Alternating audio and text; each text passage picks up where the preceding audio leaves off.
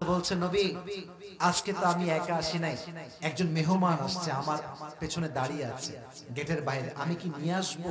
আপনার কি পারমিশন আছে? বলছে যাও নিয়ে আসো। কে আসছে? নিয়ে আসো।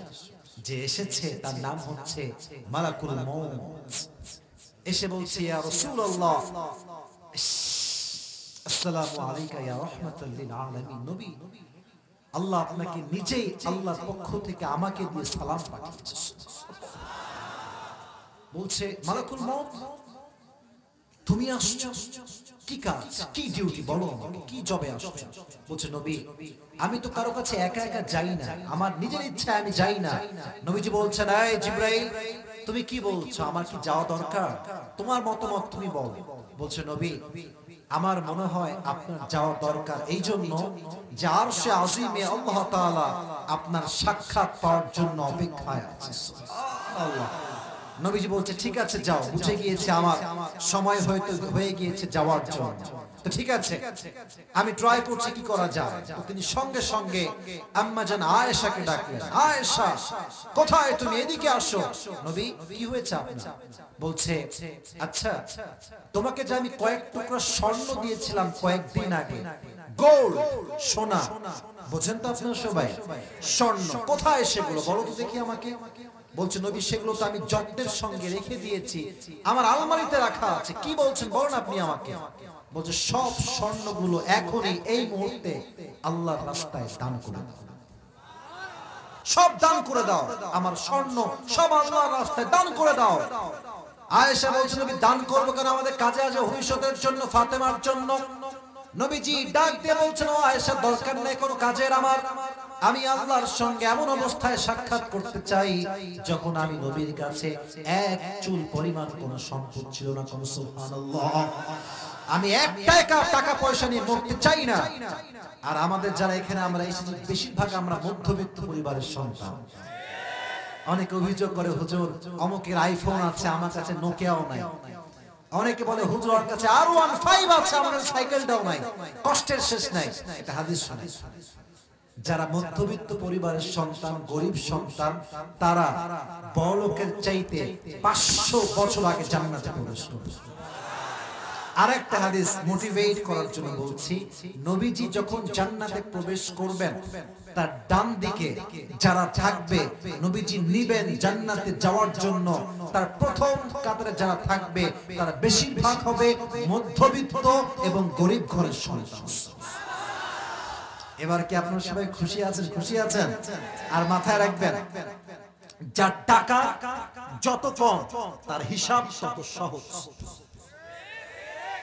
কথা বুঝলে বুঝতে, না বুঝলে, যার যত কম তার হিসাব তত সহজ।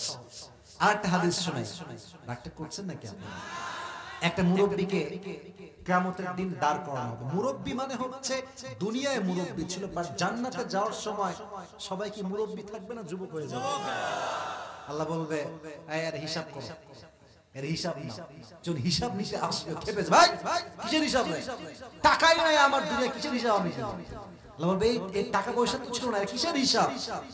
বলবে আমার টাকাও ছিল, আমি ছিলাম ধৈর্যশীল। আল্লাহ বলবে, ইন্নামা ইউওয়াফাস সাবিরুনা আজরাহুম বিগাইরি হিসাব। আজকে এই বগুড়া সারিয়াকান্দির যুবককে তুমি, যে ধৈর্যশীল ছিল, গরিব ছিল, আয়াত থেকে বলছি, কোরআন থেকে বলছি, একে বিনা হিসাবে জান্নাতে প্রবেশ করিয়ে দাও। অর্থ সম্পত্তি কম থাকলে জীবনটা অনেক সময় সুন্দর হয়। ঢাকার নাম শুনছেন না আপনারা সবাই? ঢাকার গুলশান নামে একটা জায়গা আছে, শুনছেন? উত্তরা নাম শুনছেন? ধানমন্ডি নাম শুনছেন আপনারা? ওই গেলে বুঝবেন যে কেন বলছি। মার্সিডিজ ব্র্যান্ডের গাড়ি, অডি, বিএমডব্লিউ, রোলস রয়েস চলতেছে ধুমাইয়া রাস্তায়, দেখলেই মনে হবে আয় আমার কোন জীবনে আমি তো সাইকেল না, এত বিএমডব্লিউ চালাচ্ছে। বাইরে বিএমডব্লিউ থাকলেই সুখী হওয়া যায় না যদি বান্দা আল্লাহর নাম হতে পারে। এজন্য মাথায় রাখবেন, মধ্যবিত্ত পরিবারের সন্তান আমি এবং আপনারা, আমাদের কোনো অবজেকশন নাই। আমাদের একটা কথা, আল্লাহ তুমি আমাকে যা দিয়েছো তাতেই আমি খুশি। ঠিক কিনা বলেন যুবক ভাই? তো যখন নবীজি বললেন সব দান করে দাও, তখন মালাকুল মউত বলছেন, নবী এবার কি আমি আমার কাজটা করতে পারি? তখন বলছে করো তোমার কাজ। যখন কাজটা শুরু করবেন তখনই নবীজি আওয়াজ দিয়ে দুটি শব্দ বললেন, এক আসসালাত আসসালাত আসসালাত ওয়া মা মালাকাত আইমানুকুম, হে আমার উম্মতরা নামাজটাকে তোমরা ছেড়ে দিও না, ছেড়ে দিও না, নামাজ তোমরা ছেড়ে দিও না। দুই নাম্বার জবাব মেসেজ হচ্ছে এরকম, তোমরা কখনো তোমার দাস যারা আছে, কর্মী যারা আছে, এদের সঙ্গে চুল পরিমাণ কোনো খারাপ ব্যবহার করিও না। সুবহানাল্লাহ বললেন না আপনারা সবাই? সর্বশেষ মুহূর্তে নামাজের কথা বলেছে। তার মানে মুসলমানদের জীবনে নামাজ নাই যার, তার জীবনে কোনো গতি থাকতে পারে না। আপনার সবাই মিজানুর রহমান আজহারীর নাম শুনছেন না? ওনার একজন নানা ছিলেন, আমি জাস্ট হাদিস থেকে বলছি, এটা এক্সাম্পল হিসেবে। নার নাম ছিল হচ্ছে গোলাম সারওয়ার সাইদি হুজুর। হয়তো যুবক অনেকে চিনবা তোমরা। করোনা ভাইরাস যখন ছিল, maybe it has been 2 years, I am not sure, maybe 2 বছর হবে। তখনকার সময় ওনার একটা বক্তব্য ভাইরাল হয়েছিল, যে বক্তব্যে তিনি বলেছিলেন নামাজ নাই যার, ঈমান নাই তার। আপনারা আসতে ঠিক বললেন না, সন্দেহ আছে আপনার? জোরে বলেন। আরেকটা বাক্য উনি পরে বলেছেন যে নামাজ নাই যার, মুসলমান ঘরের সন্তান হিসেবে পরিচয় দেওয়ার অধিকার নাই তার। ঠিক কেন বলেন যুবক? আপনার প্রথম পরিচয় যে আপনি নামাজ পড়েন কি পড়েন না। ওমর ফারুক রাদিয়াল্লাহু তাআলা আনহুর কাছে একবার একজন অগ্নি উপাসক আসছে, এসে বলছে, ওমর, আমার যে মালিক আছে প্রত্যেক দিন আমার কাছে 6 দিরহাম চার্জ করে, আপনি এটাকে কমায় দেন, কারণ আমার দ্বারা দেওয়া পসিবল নয়। ওমর বলছে, আরে 6 দিরহাম তো বেশি হচ্ছে, বাট তোমার কাজ কি? বলছে, আমি খঞ্জর বানাই। শেষ হাদিস বলছি, এরপরে পুরস্কার দিব। খঞ্জর মানে হচ্ছে চাকু, ছুরি। নাম শুনছেন সবাই?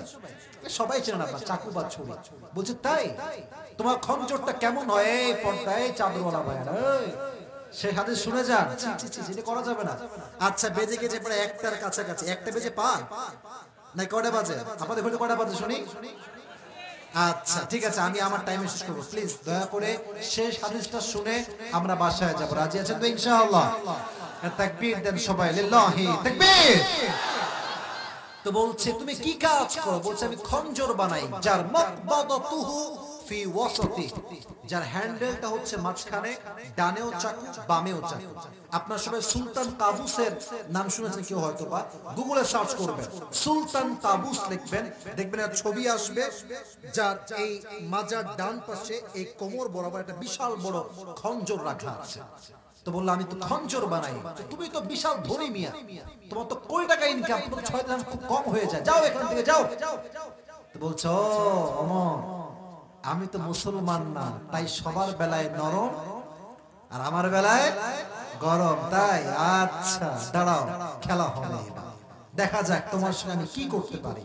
রেগে মেগে আগুন হয়ে মজলিস থেকে বের হয়ে গেছে। হাদিসে আসছে, বের হয়ে গিয়ে সারা রাত ওমরকে হত্যা করবার জন্য এক বিশাল লম্বা খঞ্জর বানিয়েছে, ওমরকে হত্যা করবে এই জন্য।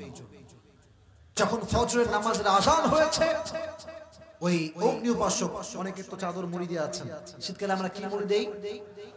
চাদর তো আমার কাছে নাই, তাহলে বুঝতাম। এই দেখেন চাদরটা কেমনে জানেন? এই যে চাদরটা এমনি ঢাকছে, মেয়েরা যখন বোরকা পরে দেখবেন এমনি ঢাকে।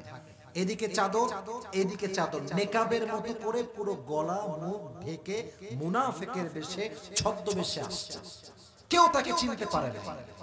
যখন ফজরের আযান হয়েছে, মুসল্লিরা সব চলে আসছে নামাজ পড়বার জন্য, তখন ওমর ফারুক এসেছেন ইমামের জায়গায়। সফু সুফুফাকুম, দাঁড়াও, কাতার সোজা করো, কাতার বন্দী হয়ে দাঁড়াও, কাঁধে কাঁধ মিলিয়ে দাঁড়াও। সবাই দাঁড়িয়ে গিয়েছে। আল্লাহু আকবার। কেরাত শুরু। যখন রুকুতে এদিকে তাকান, আমার বডির যে মুভমেন্টটা আছে, body expression, just focus on this body expression. দেখেন যখন রুকুতে গেছে, ঝুঁকে গিয়েছে, এই যে ডান পাশের যে ভুঁড়ির সাইড, পেট সাইড, ও পেছন থেকে যখনই ওমর রুকুতে গিয়েছে, ও মুয়াজ্জিনের বাম পাশে ছিল। যখনই রুকুতে সে গিয়েছে, চাদরটা তুলে ভেতরে বিশাল লম্বা খঞ্জর ছিল, খঞ্জর দিয়ে সোজা ওমরের যে পেট বরাবর ছুরি দিয়ে একটা আঘাত, ছুরি ভেতরে ঢুকে গেছে। এবং ওই ঢোকার পরে এইদিকে আমার হাত দেখেন, এমনি চাকু দিয়ে পুরো বডি ঘুরাইছে, পুরো পেট 3 3বার পোস্ট দিয়েছে, তিনবার। এত ধারালো ছুরি, বগুড়ার সারিয়ে কান্দে কলিজার টুকরা যুবক মুরব্বী আব্বা জানরা, এত ধারালো ছুরি যে ওমরের সামনে যে নারী ভুঁড়ি যা ছিল এক কোপে সব বের হয়ে চলে আসছে। পুরো নারী এমনি ঝুলে গেছে, ওমর আঘাত পেয়ে এমনি পেছনের দিকে উল্টে পড়ে গেছে। আর ওমর চিৎকার দিয়ে বলছেন, কাতালানি আল কালব, আমাকে একটা কুকুর হত্যা করেছে, আমাকে বাঁচাও। নামাজের মাঝখানে অজ্ঞান হয়ে পড়ে গেছে। আরেকজন সাহাবী ইমামের জায়গায় আসছে, তাকে ধরে নিয়ে আসছে, সব সাহাবা একরাম সাইড নিয়ে গিয়েছে, ওমরকে বাঁচাও, he is going to die very soon, বাঁচাও তাকে। রাষ্ট্রের সমস্ত চিকিৎসক সবাই আসছে, সমস্ত চিকিৎসক, ডক্টর, স্পেশালিস্ট সব আসছে ওমরকে বাঁচাতে হবে আজকে। এদিকে তাকান, ওমরকে এভাবে হা করে মুখে পানি দিচ্ছে, পানিটা ঢুকছে গলা দিয়ে, এই পুরো পেট যেহেতু কাটা, নাড়ি যেহেতু বের হয়ে গিয়েছে, পানি ঢুকছে গলা দিয়ে, বাট প্রত্যেকটা পানি পেট দিয়ে বের হয়ে যাচ্ছে। দুধ দিচ্ছে, দুধ পেট কেটে বের হয়ে যাচ্ছে। রাষ্ট্রীয় চিকিৎসকরা দেখে চোখের পানি ধরে রাখতে পারে না, বলছে ভাই ওমরে ফারুক আর বাঁচবে না, আর বাঁচবে না, শেষ, তার সময় হয়তো বা শেষ। দীর্ঘ লম্বা সময় পরে ওমরে ফারুকের চোখ সেন্সলেস থেকে একটু চোখ খুলেছে, এই দেখেন চোখটা বন্ধ, হি ওয়াজ সেন্সলেস। সাডেনলি তার জ্ঞান আসছে, চোখটা যখনই খুলেছে, আল্লাহু আকবার, मैं आपको कैसे समझाऊं इस बात को, কেমনে বোঝাবো আপনাকে। প্রথম কথা সন্তান না, প্রথম কথা রাষ্ট্র নয়, প্রথম কথা টাকা নয়, প্রথম কথা বউ নয়, প্রথম কথা মা নয়, প্রথম কথা তার কিচ্ছু নয়। প্রথমেই চোখ খুলে বলছে আসাল্লান নাস। এই সাহাবায়ে কেরাম, আমি যে নামাজের ইমাম ছিলাম, আমার অজ্ঞান হওয়ার পরে মানুষগুলো কি সেই নামাজটা আদায় করেছে?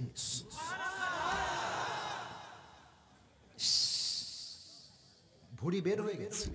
আপনি একটু ফিল করেন না, হাদিসটা খালি ওয়াজ শুনে সুবহানাল্লাহ পড়লে হয় না তো, ফিল করতে হবে আপনাকে।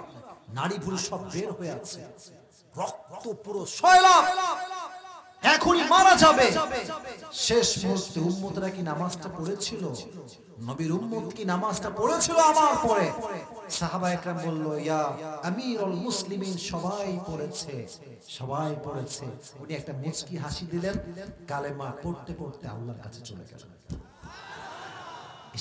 আমি আপনাকে আর নামাজ নিয়ে কেমনে বোঝাবো? আমি নামাজের কথা আপনাকে আর কেমনে বোঝাবো? আপনাকে কোন কথা বললে আপনি নামাজি হবেন আমাকে বলেন, আমি সেটাই বলি। আমার কাছে কোনো ভাষা নাই। আমার কাছে বড্ড অবাক লাগে সেই মুরব্বীকে দেখে। একজন মুরব্বী আমার কাছে আসছে, বলছে হুজুর বয়স আমার 70, কিন্তু আমি আজ অবধি সূরা ফাতিহা পড়তে পারি না। এর চাইতে বড় কষ্ট পৃথিবীতে আর কিচ্ছু হতে পারে না, ঠিক কিনা বল যুবক ভাই? 70 বছর বয়স মুরব্বী সূরা ফাতিহা পড়তে পারে না। তাই ভাবলাম যে উনি একা একজন মুরব্বী নয়, বাংলাদেশের লক্ষ মুরব্বী আছে 4টা সূরা মুখস্থ করতে পারবে না, ঠিক কিনা বলেন?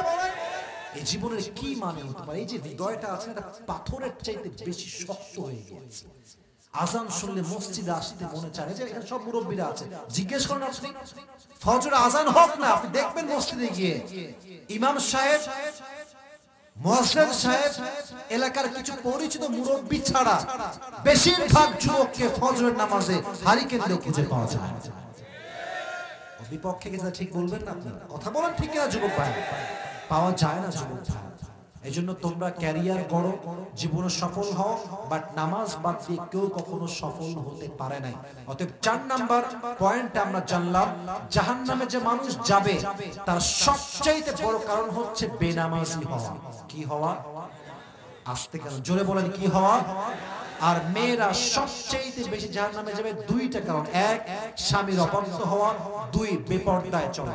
আর যেই মেয়েগুলো বগুড়ায় আছে কিনা আমি জানি না, সারিকাতে খোলা আমি জানি না, যেই মেয়েগুলো, আগে ঠিক বলবেন না, আগে বুঝবেন দেন ঠিক বলবেন, কোনো আপত্তি নেই আমার, আগে বুঝবেন।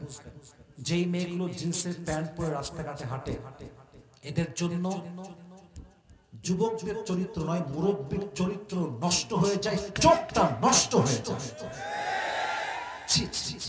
তারা বোরকা না পরে হাঁটলে দোষ হয়, আমরা দেখলেই নাকি দোষ হয়ে যায়। আর খালি বলবে আমাদের পোশাকের দোষ নাই, আমাদের চোখের দোষ, আমাদের নাকি চোখের দোষ। আচ্ছা বলেন তো যুবক ভাই, ইমানদারি কথা বলবেন, আমি আমার ওয়াজের শেষ মুহূর্তে আছি। আচ্ছা বলেন তো, একটা মেয়ে যদি রাস্তাঘাটে জিন্সের প্যান্ট টাইট ফিটিং পরে, একজন ইমানদার যুবক যে তার চোখ যদি পড়ে যায়, তার চোখ নষ্ট হবে কি হবে? আচ্ছা, ইমানদার যুবকের চরিত্র নষ্ট হচ্ছে জিন্সের প্যান্টের জন্য। Same at the same time একদম ঠিক সেই মুহূর্তে ওই মেয়ের বাম পাশ দিয়ে একজন মেয়ে যাচ্ছে, হিজাব পরা, মেকআপ পরা, চোখ ঢাকা, হাত ঢাকা, পা ঢাকা, এভরিথিং ইজ কভার্ড বাই বোরকা এন্ড হিজাব, পুরোটাই কভার। যে যুবকটা গাঁজা খায়, মদ খায়, ওই যুবকটা ওই বোরকা ওই নারীকে দেখলে স্যালুট করতে বাধ্য হয়ে যাবে। This is the power of hijab. This is the power of burqa. এটাই ইসলামের সম্মান, এটাই ইসলামের মর্যাদা। ইসলাম মানবেন, সম্মানিত হবেন। ইসলাম মানবেন না, জিন্সের প্যান্ট পরবেন, টি শার্ট পরবেন, নিউজ পরবেন। যত নারী ধর্ষিত হয়েছে এই বাংলার জমিনে, তার 90 ভাগেরও বেশি বেপরদা নারী ছিল। ঠিক কিনা বলো যুবক ভাই? পর্দাশীল হয়। আর হ্যাঁ, যারা এটাকে খুব বেশি মডার্ন মনে করেন যে আমরা we follow the western culture, আমরা ইসলামকে ফলো করি না, আমরা পশ্চিমাকে ফলো করি, মাথায় রাখবেন যত বেশি সস্তা হবেন যুবকদের কাছে তত বেশি আপনি সস্তা হয়ে যাবেন। ঠিক কিনা বলুন যুবক ভাই? ওই যারা দেখবা উল্টা পাল্টা ড্রেস পরে ফেসবুকে সারা দিন টিকটক করে বেড়ায়, উল্টা পাল্টা ভিডিও আপলোড দেয়, খুব খেয়াল করে দেখবা এরা কখনো চরিত্রবান দিনদার যুবককে পায় না, এ বেশিরভাগ গাঞ্জা করতে পায় না। কথা কি একমত না দ্বিমত আছে? আল খাবিসাতু লিল খাবিসিনা ওয়াল খাবিসুনা লিল খাবিসাত ওয়াত তাইয়িবাতু লিত তাইয়িবিনা ওয়াত তাইয়িবুনা লিত তাইয়িবাত। আয়াত। Good character people, they will have good character people. Bad character people, they will have bad character people. তুমি মিয়া 5 ঘাটে পানি খাবা, তোমার বউ 10 ঘাটে পানি খেয়ে তোমাকে বিয়ে করবে। ভালো হয়ে যাও মাসুম, ভালো হয়ে যাও, সময় থাকতে ভালো হয়ে যাও, এমন একটা বউ তোমার কপালে আসবে তোমার খুন্তি দিয়ে পিটায় সোজা করে দেবে। ঠিক কিনা বলো যুবক? আর তোমরা যখন বিয়ে করতে যাবা যুবক ভাইরা, মেহেরবানি করে কোন 28 সুন্দরীকে নয়, যেই মেয়ে প্রকৃতপক্ষে দিনদার মুত্তাকি তাকে তোমাদেরকে বিয়ে করতে হবে। আর ছোট্ট একটা এক্সপেরিয়েন্স শেয়ার করি, রাগটাগ না করলে শেয়ার করবো, নয় আমি আমার ওয়াজটা এখন ইতি টানবো। বলা যাবে নাকি যাবে না? এরা কয় নাই কিন্তু এরা শুনতে চায় না। আমরা যাবে যাবে ইনশাআল্লাহ। আমার পয়েন্টটা অনেকে হয়তো করে ফেলেছেন যে আমি পুরস্কার দিব, জানেন আপনারা সবাই। তো আমি যা বলছি জাস্ট অ্যাড করে বলছি, ইটস নট অ্যাবাউট যে আপনাকেও বলতে হবে তা নয়। দেখো, যখন বিয়ে করতে যাবা, বিয়ের জন্য পাত্রী দেখতে যাবা, মেয়েরা কিন্তু যত যাই করুক, যখনই বিয়ের পাত্র আসে এমন একটা ভাব দেখায়, ইয়ার ই তো আভি কে জান্নাত সে ভাগ কর আই হ্যাঁ। কথা ঠিক আছে কিনা আগে এটা বলতে হবে। তো তোমায় কি বলবে জানো? আমি কিন্তু বারবার বলছি, পার্সোনাল এক্সপেরিয়েন্স শেয়ার করছি, ঠিক আছে? বলবে যে आप ही पहले इंसान हैं जो मुझे आज देख रही है और किसी ने मुझे नहीं देखा। আপনি প্রথম, আমি জীবনে প্রেম আমি কোন পুরুষ আজ অবধি দেখেই নাই বোরকা ছাড়া। যারা এগুলো একটু বেশি বলবে বুঝবা যে দাল মে কুছ কালা है। আর যেই মেয়ে সত্য কথা বলবে, অনেস্ট হবে, চরিত্রবান হবে, দিনদার হবে, তার কথা এবং কাজে দুইটা তুমি মিল খুঁজে পাবা। ঠিক কিনা বলো যুবকেরা? এজন্য বিয়ের সময় একটা মাইয়া দেখলে ভালো লাগছে, I like this girl, I want to get married right now. না না না না, বাস খাবার রেডি হও, রেডি হও। একটু থামো মুরব্বীরা, আপনাদেরকে বলছি, ছেলেকে বিয়ে দিবেন, পছন্দ হয়েছে 1 সপ্তাহে বিয়ে দিবেন, ইটস নট লাইক দ্যাট। সময় নেন, এলাকার লোক ওখানে পাঠান, জাস্টিফাই করেন, চেক করেন, ক্রস চেক করেন, ডাবল চেক করেন, তারপরে ছেলেকে বিয়ে দিবেন। কারণ বিয়ে জীবনে একবার আসে, আর একবার ডিভোর্স হয়ে গেলে যুবকের সম্মানও কমে যায়, মেয়ের সম্মানও কমে যায়। ঠিক কিনা বলেন? এজন্য বারবার বলি, বিয়ের সময় আবেগ দিয়ে নয়, কি দিয়ে কাজ করতে হবে যুবক ভাইরা? বিবেক দিয়ে কাজ করতে হবে। আমাদের প্রত্যেকটা যুবককে বিবেক দিয়ে কাজ করার তৌফিক দান করুন সকলে পড়া আমিন। এবার মুড ক্লিয়ার করে আমি পুরো ওয়াজের সামারি বলছি, যে আমার সামারি শুনবে তার পুরস্কার পাওয়া খুবই খুবই খুবই খুবই ইজি হয়ে যাবে। একটু মনোযোগ দেন, জবাব দিবেন, সহজ হবে। বলেন, আজকে আমার আলোচনার মূল বিষয়বস্তু কি ছিল? মুরব্বীরা অ্যাক্টিভ, আমার ভাবসা মনে হচ্ছে মুরব্বী আছে পুরস্কার নিয়ে যায় এমন হয়। বলেন আবার কি ছিল? জাহান্নাম। এই জাহান্নামে আমরা 4টা ভাগে কথা বলেছি। কয়টা? আমি শুনি না, সবার মুখে বলতে হবে কয়টা? চারটা। এক, জাহান্নামটা দেখতে কেমন হবে কিছু বেসিক নলেজ নিয়েছিলাম আয়াত থেকে, সূরাতুন নাবা 30 নম্বর পারার 1 নম্বর পৃষ্ঠা। এর বেসিক নলেজ ছিল এরকম, জাহান্নামটা হবে বিশাল বড় একটা ঘাটির মতো, বিশাল লম্বা ঘাটি বা নৌকার মতো বিশাল লম্বা হবে, এবং এখানে বসবাস করবে তারা বেনামাজি ছিল যারা, এবং এই জাহান্নামে বসবাস করবে কতদিন মানুষ? আল্লাহ বলছে লাবিথিনা ফিহা আহকাবা, যুগের পরে যুগ তারা বসবাস করবে। খাদ্য থাকবে? থাকবে না। পানি দিবে? কিসের পানি? রক্ত এবং পুজ। এই যে বেসিক নলেজ বললাম, দুই একটা কথা মাথায় রাখলেই এনাফ। রাজি আছেন তো ইনশাআল্লাহ? এক নাম্বার। দুই নাম্বার বিষয় ছিল জাহান্নামের শাস্তি যা দিয়ে দেওয়া হবে এর সবচেয়ে বড় মাধ্যমটা বলেন না সবাই, কি ছিল? আগুন।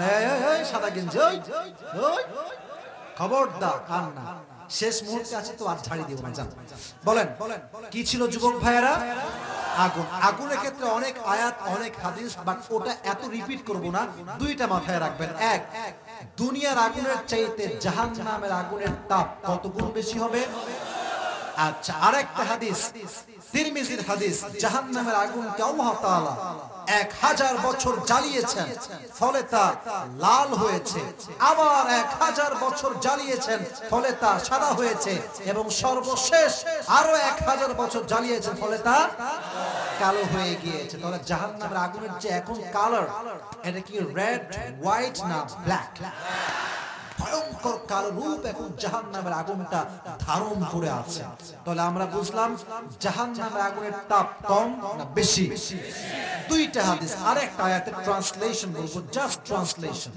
এরকম ট্রান্সলেশন, নাযাআতাল লিশাওয়া, জাহান্নামের আগুনের তাপ যখনই মানুষের দেহে স্পর্শ করবে, দেহের প্রত্যেকটা চামড়া, অঙ্গ প্রত্যঙ্গ খসে খসে পড়ে যাবে। নাউজুবিল্লাহ পড়বেন না আপনারা? এই দুইটা হাদিস একটা আয়াত মাথায় রাখলে, অথবা দুইটা হাদিস বললেও আমি আপনাকে পুরস্কারের মাঝে শামিল করব ইনশাআল্লাহ। দুই নাম্বার বিষয়। তিন নাম্বার বিষয় ছিল এরকম যে জাহান্নামের আগুনের ভয় সাহাবায়ে কেরামদের মাঝে কেমন ছিল। প্রথম এক্সাম্পল দিয়েছিলাম হাদিস থেকে, ইসলামের প্রথম খলিফা নাম কি? আবু বকর রাদিয়াল্লাহু তাআলা আনহু। জেনেছি আমরা এই কথা যে ওনার সন্তানরা কি খেতে চেয়েছিল? সারিদ। বলেন সবাই, কি খেতে চেয়েছিল? তো উনি বলেছিলেন যে আমার কাছে কয়েক লাখ টাকা আছে, যাও বের করে নাও। কি? নো। উনি বলেছেন আমার কাছে I don't have enough money to give you the সারিদ। নাই আমার কাছে টাকা পয়সা কিছু না, আমি গরিব মানুষ, বাদ দাও সব। বাট তিনার স্ত্রী কি করেছিলেন? 3 মাস টাকা জমিয়ে কি দিয়েছিলেন? এরপর তিনি খেয়ে কি করলেন? বিশাল বড় একটা মজলিস ডাকলেন, বেতন যা ছিল আরো বেতন বাড়াই দিয়েছিলেন।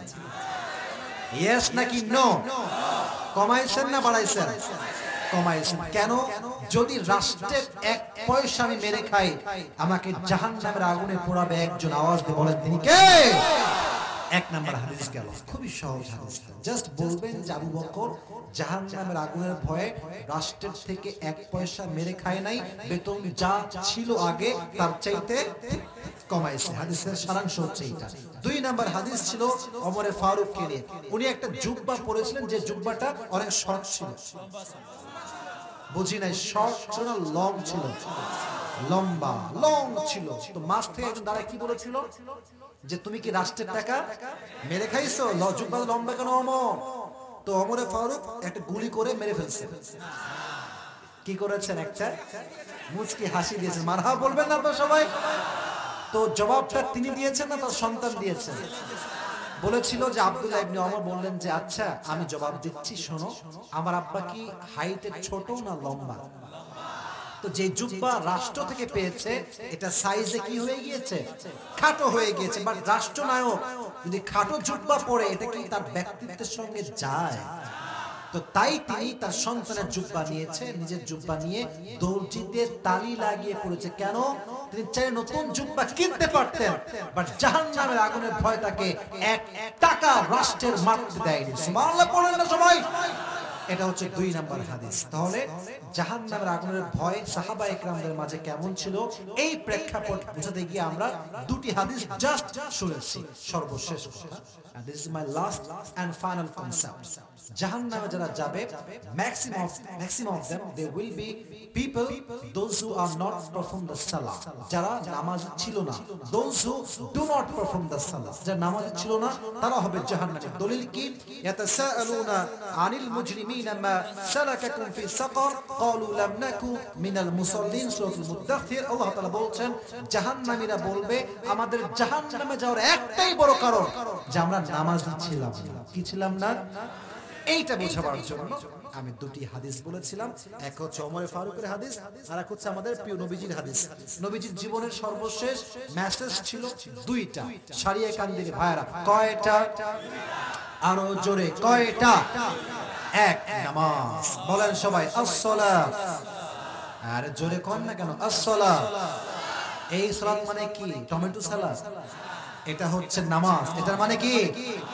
এক নাম্বার মেসেজ। 2 নাম্বার মেসেজ ছিল তোমরা তোমাদের দাস, স্টাফ, কর্মচারী এদের সঙ্গে কখনো খারাপ ব্যবহার করা যাবে। তার 2টা মেসেজ জীবনের সর্বশেষ মুহূর্তে ছিল। এবং ওমর ফারুক যখন তাকে হত্যা করা হয়েছিল তার নারী ভুঁড়ি সব বাহিরে ছিল, এন্ড তার অবস্থা ছিল মরার মতো অবস্থা। শেষ মুহূর্তে তিনি যেটা বলেছিলেন সেটা হচ্ছে একটাই বাক্য, উম্মতেরা কি নামাজ পড়েছে কিনা? সুবহানাল্লাহ পড়লেন না আপনারা? তাহলে এই 2টা হাদিস থেকে বুঝলেন যে ইসলামের ভিতরে নামাজের কোনো গুরুত্ব নাই। পেছনের ভাইরা বললেন না কেন, আছে না নাই? অতএব একটা ওয়াদা করেন, তার পুরস্কার দিব। সবাই হাত তুলতে হবে না, কষ্ট দিতে চাচ্ছি না। ওয়াদা করবেন বাঘের মতো গর্জন দিয়ে। আমি যা বলি you have to repeat after me. আমি যা বলছি আপনিও বলবেন, জবান খুলে বলবেন ওয়াদা করছি। এই যে এমনে ধাক্কা দিয়ে বলেন ওয়াদা করছি আজ থেকে আমরা 5 ওয়াক্ত নামাজ বা জামাত, জোরে বলেন বা জামাত আদায় করব। জোরে সরে বলেন ইনশাআল্লাহ। আল্লাহ তুমি আমার যুবকদেরকে, মুরব্বী আব্বা জানদেরকে, আমার প্রিয় মা বোনদেরকে সবাইকে তুমি 5 ওয়াক্ত নামাজি বান্দা বান্দি হিসেবে কবুল করো। পড়া আমিন।